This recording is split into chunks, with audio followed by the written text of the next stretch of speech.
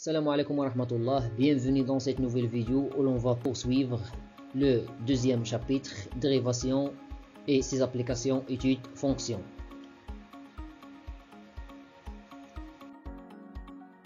Dans cette vidéo, on va voir la notion de dérivée de la fonction réciproque. Elle est répartie comme suit: une propriété, des conséquences, des exemples, et on va terminer cette vidéo avec un exercice d'application. Dérivée de la fonction réciproque. Propriété. Soit f une fonction continue et strictement monotone pour que la fonction admet une fonction réciproque sur un intervalle i et a un élément de i. Si la fonction f est dérivable en a et de plus f' de a est différent de 0, alors la fonction f-1 est dérivable en f de a et en a. f-1' de f de a, c'est 1 sur f' de a. Si la fonction f est dérivable sur un intervalle i et que sa dérivée ne s'annule pas sur cet intervalle, c'est-à-dire que quel que soit x appartienne à i, f' de x est différent de 0. Alors la fonction f-1 est dérivable sur l'intervalle i et en a. Quel que soit y appartienne à l'intervalle f de i, f-1' de y égale 1 sur f', f-1 de y.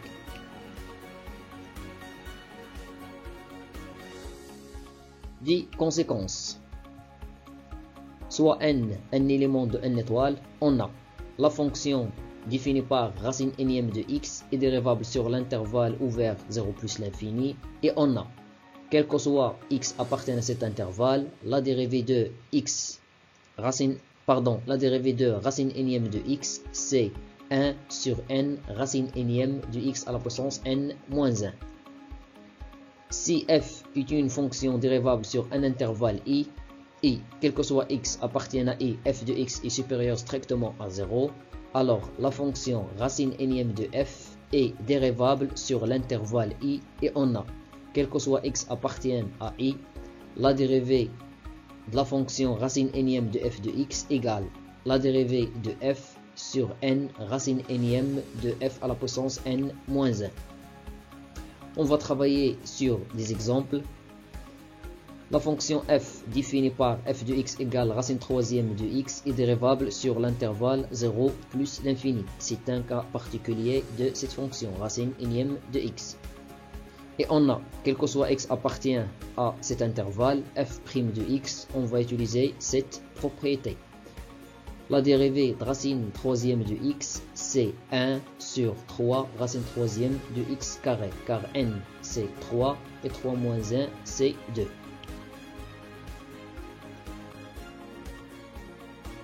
Le deuxième exemple. On a, quel que soit x appartient à R, 2x au carré plus 1 est strictement positif, car x carré est positif, je multiplie par 2 reste positif, c j'ajoute 1 sera strictement positif. Et la fonction définie par 2x carré plus 1 est dérivable sur R car c'est une fonction polynomiale. Alors, la fonction f définie par f de x égale à racine cinquième de double x au carré plus 1 est dérivable sur R. Et on a, quel que soit x appartienne à R, la dérivée de f, c'est la dérivée de racine cinquième de 2x au carré plus 1. Pour calculer cette dérivée, on va utiliser cette propriété, telle que f dans ce cas, c'est 2x au carré plus 1. Alors, on aura f' sur n racine énième de f à la puissance n moins 1. La dérivée de x carré, c'est 2x, multiplié par 2, c'est 4x. Et voilà la dérivée de notre fonction. On va terminer cette séance avec un exercice d'application. Les détails de l'exercice. Dans chacun des cas suivants, calculer la dérivée de la fonction f. On va travailler sur 3 cas. Commençons par le premier cas. Calculons la dérivée de la fonction f définie par cette expression. Pour calculer la dérivée de ce genre de fonction, on utilise la propriété. La fonction racine énième de t est dérivable sur un intervalle i, c t de x est strictement positive sur l'intervalle i, et t est dérivable sur cet intervalle. Pour notre fonction, tout d'abord, déterminons df l'ensemble de définition de la fonction f. Puisque j'ai la racine énième, alors la racine énième elle est définie si seulement si l'expression qui se trouve sous la racine est positive. Et puisqu'ici j'ai un polynôme de second degré, pour déterminer son signe, on va calculer delta, tel que a c'est 1, b c'est 1, c aussi égale à 1. Donc, on aura 1 au carré moins 4 fois 1 fois 1, c'est-à-dire 1 moins 4, c'est moins 3, il est inférieur strictement à 0. Cela signifie que le signe de x carré plus x plus 1 est celui de a. Et puisque a égale à 1 supérieur strictement à 0, cela signifie que, quel que soit x appartienne à R, x carré plus x plus 1 est supérieur strictement à 0. Et par suite, df égale à R. De plus, on a cette expression est strictement positive et la fonction définie par cette expression est dérivable sur R car c'est une fonction polynomiale. Alors on va utiliser la propriété précédente. La fonction f définie par cette expression est dérivable sur R.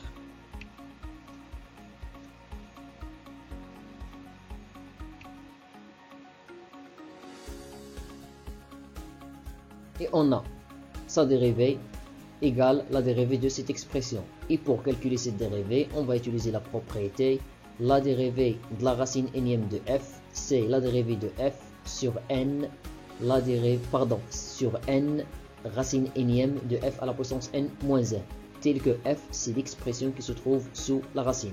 Donc on aura x carré plus x plus 1 prime au nominateur. Et ici, la même expression à la puissance n moins 1. Dans notre cas, n c'est 4. Alors 4 moins 1. Et ici n, 4 toujours. Ici n, 4 toujours. La dérivée de x carré c'est double x. La dérivée de x c'est 1. 3 moins 1 c'est 3. Et c'est la dérivée de la fonction f dans le premier cas. Passons au deuxième cas. Calculons la dérivée de la fonction f définie par f de x égale racine sixième de x, 3x plus 1. L'ensemble définition de la fonction f, puisque toujours l'expression se trouve sous la racine, alors 3x plus 1 supérieur ou égal à 0. C'est-à-dire 3x supérieur à moins 1. J'ai transféré 1 vers le deuxième côté, sera moins 1. Après, je vais diviser les deux côtés par 3. Donc df, c'est tous les nombres réels qui vérifient x supérieur ou égal à moins 1 tiers. Cela signifie que df égale l'intervalle moins 1 tiers plus l'infini. On a, quel que soit x appartient à l'intervalle moins 1 tiers plus l'infini ouvert, 3x plus 1 supérieur strictement à 0. Car en moins 1 tiers est égal à 0. C'est pour cela qu'on a ici utilisé l'intervalle ouvert. Et la fonction définie par 3x plus 1 est dérivable sur R car c'est une fonction polynomiale. Donc elle est dérivable sur l'intervalle ouvert moins 1 tiers plus l'infini. Et par suite, la fonction définie par racine sixième de 3x plus 1 est dérivable sur cet intervalle. Et on a sa dérivée égale la dérivée de cette expression. On va utiliser toujours la même propriété, telle que f dans notre cas c'est 3x plus 1 et n c'est 6. Donc on aura la dérivée de 3x plus 1 prime, la dérivée de 3x plus 1 et ici 6 moins 1. Le calcul nous donne 3 au nominateur, le dénominateur reste inchangé. 6 moins 1 c'est 5.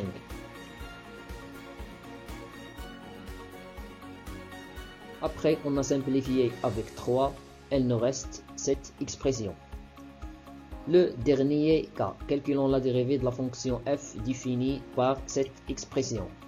L'ensemble de définition de la fonction f est le suivant. C'est tous les nombres réels qui vérifient x carré supérieur ou égal à 0, car x carré se trouve sous la racine, et x aussi supérieur ou égal à 0. Même chose, il se trouve sous la racine. X carré supérieur ou égal à 0, c'est l'ensemble R, car tous les nombres réels enlevés à la puissance 2 donne un nombre positif. X supérieur ou égal à 0, c'est l'intervalle 0 plus l'infini. Alors, R inter 0 plus l'infini, c'est 0 plus l'infini. Et celui-là, c'est l'ensemble définition de la fonction f. Après, on a, quel que soit x appartenant à 0 plus l'infini, ouvert, x carré supérieur strictement à 0, car en 0 est égal à 0. Et cette fonction est dérivable sur R, car c'est une fonction polynomiale. Donc, elle est dérivable sur cet intervalle. Cela signifie que la fonction définie par racine troisième de x carré est dérivable sur l'intervalle ouvert 0 plus l'infini. Et par suite, la fonction définie par 3 fois racine troisième de x carré dérivable sur 0 plus l'infini comme multiplication d'une fonction dérivable par un nombre réel. La deuxième partie de la fonction, c'est-à-dire la fonction définie par racine carrée de x, elle est dérivable sur l'intervalle 0 plus l'infini, c'est une fonction usuelle. Donc, la fonction définie par moins racine carrée de x est dérivable sur cet intervalle comme multiplication d'une fonction dérivable par un nombre réel. On a multiplié avec moins 1. Ici, on a multiplié avec 3. Alors, la fonction f définie par f de x égale 3 fois racine troisième de x carré moins racine carrée de x est dérivable sur l'intervalle ouvert 0 plus l'infini comme somme de deux fonctions dérivables.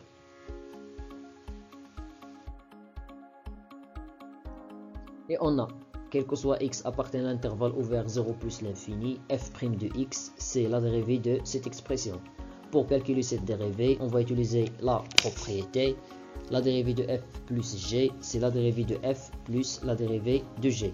Tel que f, c'est la première expression et g, c'est la deuxième expression. La première et la deuxième expression s'écrivent sous la forme k fois f.